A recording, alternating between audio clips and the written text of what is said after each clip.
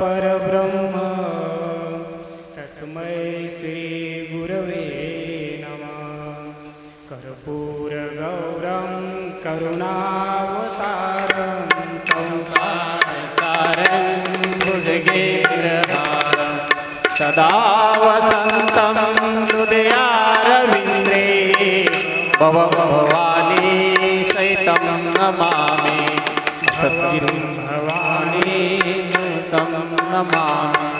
ओंकारबिन्दुसंयुक्तं नित्यं ध्यायन्ति योगिनः कामदमोक्षदं चैव ओंकाराय नमो नमः।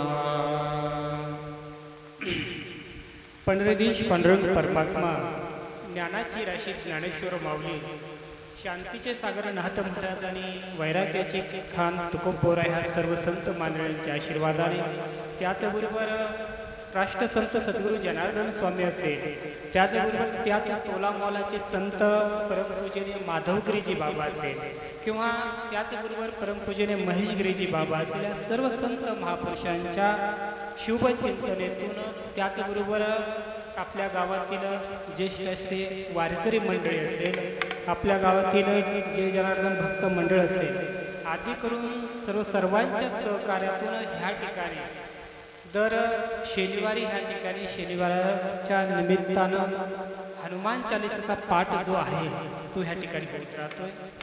खऱ्या अर्थानं सज्जनांनो आपण खूप असं भाग्यवान आहात की ह्या ठिकाणी आपण हनुमान चालीसाचा पाठ हा दर शनिवारी ह्या ठिकाणी घेतोय। सकाळी हनुमान चालीसा पाठ घेतोय, परत महिन्याच्या तिसऱ्या किंवा दुसऱ्या शनिवारी ह्या ठिकाणी सत्संगाचा कार्यक्रम ह्या ठिकाणी आपण नियोजन ह्या ठिकाणी करतोय। सुंदर असा उपक्रम आपण ह्या ठिकाणी करतोय। मी निश्चितच सांगेल की खरे भाग्याचं जे लक्षण आहे ते याच्यावरूनच मानावं लागेल की असे जी सद्वृत्ती ही जी सत्संकल्पना जी आपल्याला होत आहे ही खऱ्या अर्थानं भाग्याचं लक्षण आहे। कारण संत तुकोबोराया सांगून जातात, उजळले भाग्य आता अवघी चिंता वारली आणि संत दर्शन हा लाभ पद्मनाभ जोडेले। खऱ्या अर्थानं भाग्य केव्हा उजळायला जात असेल तर आपल्या जीवनामध्ये ज्यावेळेस संत दर्शन होत असतं त्या अर्थीच आपलं भाग्य जे आहे ते उजळलं असं म्हणता येईल। भाग्याचा ठेवा त्याच वेळेस की आपल्या जीवनामध्ये संत दर्शन होईल त्यावेळेस। आणि मी निश्चित म्हणेन की आपलं जे भाग्य आहे ते निश्चित संत दर्शनाने उजळून गेलेलं आहे। कारण आपल्या भागामध्ये परमपूजनीय माधवगिरीजी बाबासारखे दिव्य संत आपल्या गावामध्ये येतात, त्याचबरोबर आपल्या भागामध्ये हरिभक्त परायण श्री सोनोने गुरुजी सारखे दिव्य संत हडाचे वारकरी ज्यांना म्हटलं जातं असे दिव्य संत आपल्या भागामध्ये आहे। आणि आपल्याला मार्गदर्शन करण्यासाठी परमपूजनीय महेशगिरीजी बाबा आपल्या जवळच आहे। म्हणून म्हणतो मी निश्चित की आपलं थोर असं भाग्य आहे की असे दिव्य संत जे आहे उजळले भाग्यात उजळले भाग्यात उजळले भाग्यात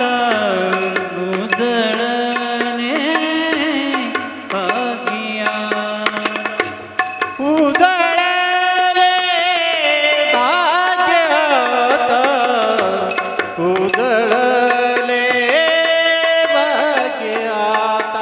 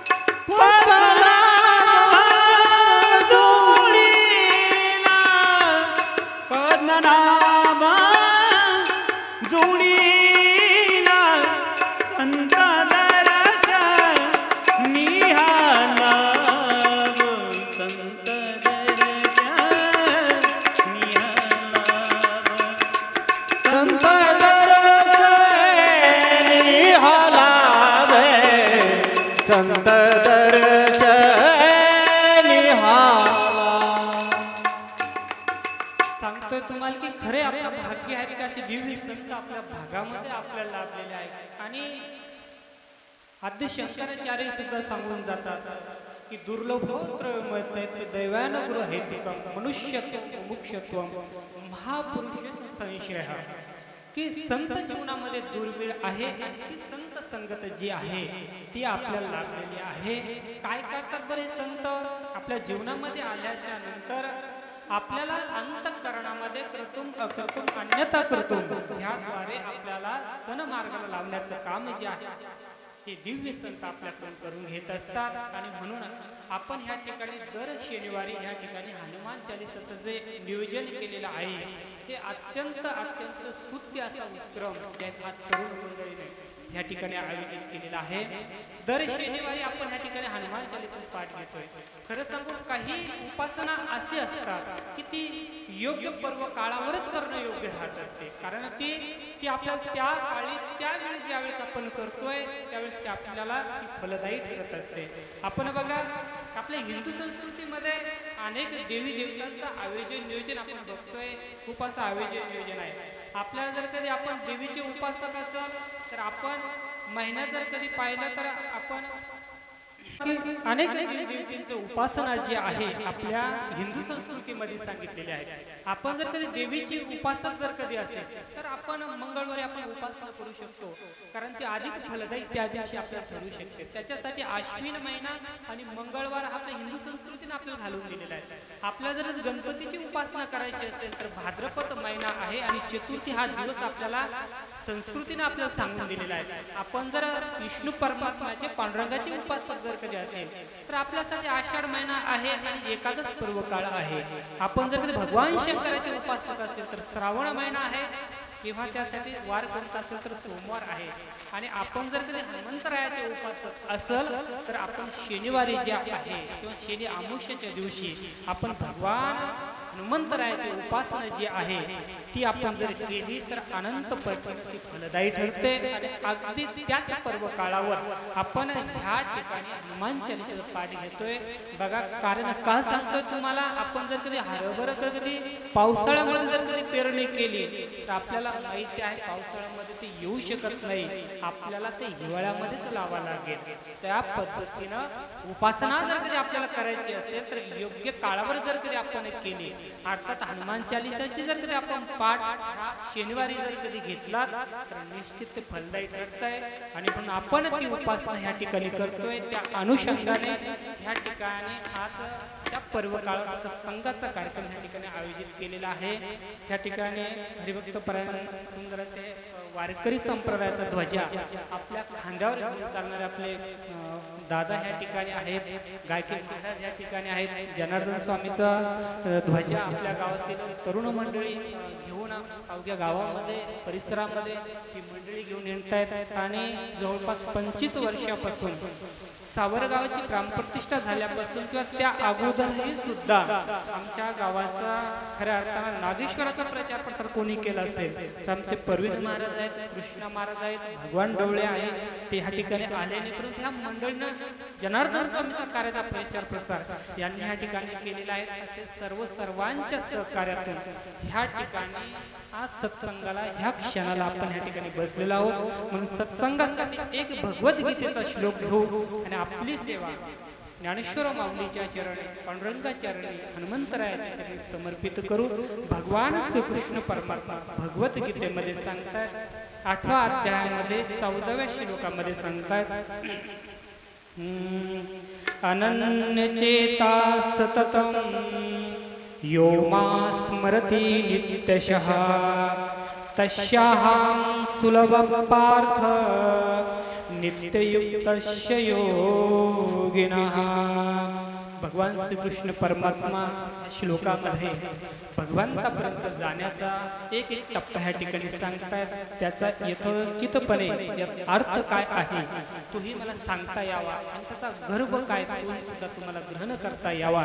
त्यासाठी 2 मिनिटं पांडुरंग परमात्म्याचं भजन करायचं आहे. सर्वांनी हाताने टाळी आणि मुखाने भगवंताचं नाम विठ्ठल रुक्माई जय जय विठ्ठल रुक्माई विठ्ठल रुक्माई जय जय विठ्ठल रुक्माई विठ्ठल रुक्माई जय जय विठ्ठल रुक्माई विठ्ठल रुक्माई जय जय विठ्ठल रुक्माई हो विठ्ठल रुक्माई जय जय विठ्ठल रुक्माई विठ्ठल रुक्माई जय जय विठ्ठल रुक्माई विठ्ठल रुक्माई जय जय विठ्ठल रुक्माई विठ्ठल रुक्माई जय जय विठ्ठल रुक्माई विठ्ठल रुक्माई जय जय विठ्ठल रुक्माई विठ्ठल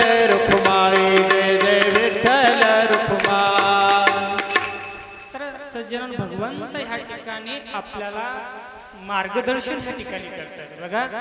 आपण जीवन जगत असताना संसार प्रपंचाचा हा रहाडगाडा हाकलत असताना जीवाची खऱ्या अर्थानं ध्येय काय असेल, काय असेल आपलं ध्येय, आपल्याला ह्या संसार प्रपंचामधून काय प्राप्त करायचं आहे.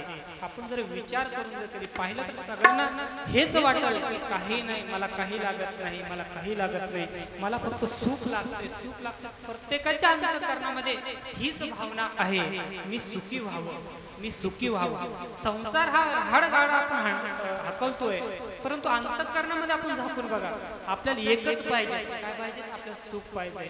परमात्मा सुद्धा तेच सांगतात आपल्याला, तुम्ही सुखी व्हा. काय व्हा? तुम्ही सुखी व्हा, तुम्ही समाधानी व्हा. आणि ते सुख आपल्याला जीवनामध्ये प्राप्त करण्यासाठी परमात्मा या ठिकाणी आपल्याला मार्गदर्शन करतायत.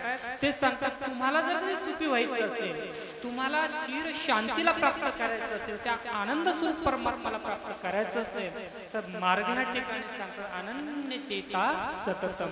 तुम्ही अनन्य भावाना तुम्हाला शरण या.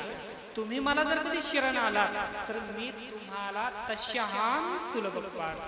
नारायण नामाची नामाची नारायण नामाची नामाची नारायण नामाची नामाची नारायण नामाची सांगड बांधारे भक्तीची सांगड बांधारे भक्तीची नारायण नामाची नारायण नामाची नामाची नारायण नामाची नारायण नामाची नामाची नारायण नामाची नामाची नारायण नामाची. परमात्मा सांगतात तुम्ही मला शरण या. जसं या अनन्य भावानं तुम्ही मला शरण या, अत्यंत श्रद्धेनं तुम्ही मला शरण या. कोणत्याही प्रकारची साधना तुम्ही करू नका. हिमालयामध्ये साधना करण्यासाठी किंवा तपश्चर्या करण्यासाठी तुम्ही जाऊ नका. याच्याही पेक्षा यज्ञ यागही सुद्धा करू नका. म्हणजे तुम्ही म्हणला आपल्या परिवारामध्ये मान्य आहे, परंतु ह्याला श्लोकाला पुष्टी देण्यासाठी हाही सुद्धा मार्ग सांगावा लागेल. कारण यज्ञ याग विधी येणे नोहे सिद्धी आणि वायाची उपाधी दंभ धर्म हेही सुद्धा माऊलीने सांगून टाकलेला आहे. म्हणून माऊली या ठिकाणी सरळ मार्ग सांगून जातात आपल्या परमात्मा. तुम्ही मला अनन्य भावानं तुम्ही मला शरण, इतर खटपट मार्गामध्ये जाऊच नका. हरिभक्त प्राण श्री सोनोने गुरुजींच्या सेवेला गेल्याच्या नंतर गुरुजीला विचारलं, म्हणलं बाबा मी कोणत्या प्रकारचे ग्रंथ वाचू. म्हटलं गुरुजीने मला विचारलं, म्हटलं कोणते ग्रंथ आवडतात. म्हणलं मला ग्रंथ सगळेच आवडतात, पण तुम्ही सांगा. म्हणलं बाबा मला अशी एक इच्छा आहे, विचार सागर वाचावा किंवा त्याचा पाठा घ्यावा असं वाटतंय. सोनोने गुरुजीने मला सांगितलं, महाराज विचार सागराच्या फांद्यात पडू नका म्हणे. इतक्या किचकट अभ्यासामध्ये जायचं, सरळ मार्ग तुम्ही स्वीकार करा. मला सांगायचं काय, त्याच्यानंतर मी विचार सागर वाचला आणि वाचल्याच्या नंतर असं वाटलं की खूप कठीण आहे. त्यासाठी सरळ अनन्य चेता सतत, म्हणजे परमात्मा या ठिकाणी सांगतात तुम्हाला सरळ साध्या मार्गाने सातत्याने माझं चिंतन करत या. ह्या श्लोकामध्ये अनन्य सांगितलं. अन्य म्हणजे काय? अन्य वस्तू चिंतनच करू नका. म्हणजे संसार प्रपंचातील वस्तूचं चिंतनच करू नका. मग प्रश्न असाही निर्माण होतो आपल्यासमोर, मग संसार करायचाच नाही का? पहा बरं का, मग त्यालाही सुद्धा आपल्याला विचार करावा. मग संसार करायचाच नाही का? निश्चित संसारही सुद्धा करायचा. कारण संसार करता करता करता त्या परमात्म्यापर्यंत जायचं आहे. कारण असोनी संसारी जीवा वेग करी, आणि वेदशास्त्र उभारी बाही. वेदही सुद्धा त्याचा गौरव करतात. कोणाचा? जो संसार अवघची संसार सुखाचा करीन, अवघची संसार सुखाचा करीन, अवघाची संसार सुखाचा करीन, अवघाची संसार सुखाचा करीन. आनंद भरीन तिन्ही लोक, आनंद भरीन तिन्ही लोक, जाईने ग माये साया पंढरपूर, जाईने ग माये साया पंढरपूर, जाईने ग माय तया पंढरपुरा, जाईने ग माय तया पंढरपुरा. बेटीन मायेरा हा बोलिया, बेटीन मायेरा हा बोलिया, जाईने गे माय तया पंढरपुरा, जाईने गे माय तया पंढरपुरा, जाईने ग माय तया पंढरपुरा, जाईने ग माय तया पंढरपुरा. तया पंढरपुरा. अवघाची संसार सुखाचा कर. ही अवस्था केव्हा येईल? जेव्हा आपण त्या स्टेपला गेल्याच्या नंतर, त्या स्थिती अवस्थेवर गेल्याच्या नंतर हा अवघाची संसार सुखाचा करेल. पण ती शेवटची स्टेप. तर अशा पद्धतीने माऊली सांगतात किंवा परमात्मा ह्या ठिकाणी सांगतात, अनन्य भावना तुम्हाला शरण या.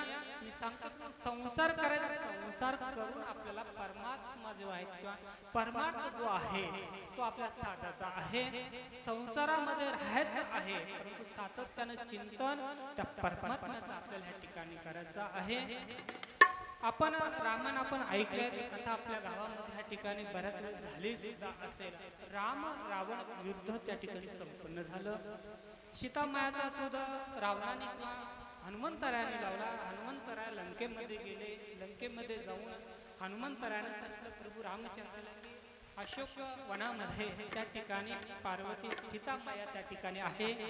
आणि मग नंतर सगळं काही युद्ध वगैरे संपन्न त्या ठिकाणी झालेलं आहे. सीतामायाला सुद्धा अयोध्यामध्ये घेऊन आलेले सर्व काही अयोध्याला आले. आणि मग सीतामायाला त्या ठिकाणी प्रश्न असा पडला की या सर्वांनी आपल्यासाठी अतोनात अशी कष्ट या ठिकाणी सहन केलेला आहे. युद्धामध्ये बरेचसे असे यांची हानी सुद्धा झालेली आहे. यांना काही पारितोषिक द्यायला पाहिजे. म्हणून प्रत्येकाला त्या ठिकाणी देण्याचं ठरवलेलं आहे. कथाभाग सर्वांना माहिती आहे, तुम्ही ऐकलंय सुद्धा असेल, परंतु आपल्या श्लोकाला पुष्टी ह्या ठिकाणी आपल्याला द्यायची आहे. त्या ठिकाणी प्रत्येकाला त्यांनाही सुद्धा देण्यात आलं. सर्वांना ज्याच्या त्याच्या परी देण्यात आलं. आता सगळ्यात महत्त्वाचा प्रश्न या ठिकाणी पडलाय की हनुमंतरायाला आता काय काय द्यावं, त्यांना काय पारितोषिक या ठिकाणी द्यावं. पार्वती माता किंवा सीतामाया प्रभू रामचंद्राला विचारतात, आता मारुती रायाला आपण काय दिलं पाहिजे. कारण त्या व्यक्तीनुसार आपण त्याला पारितोषिक ते गिफ्ट ते आपल्याला देता गेलं पाहिजे, अन्यथा त्याचा तो अपमान होईल. म्हणून दोघंही सुद्धा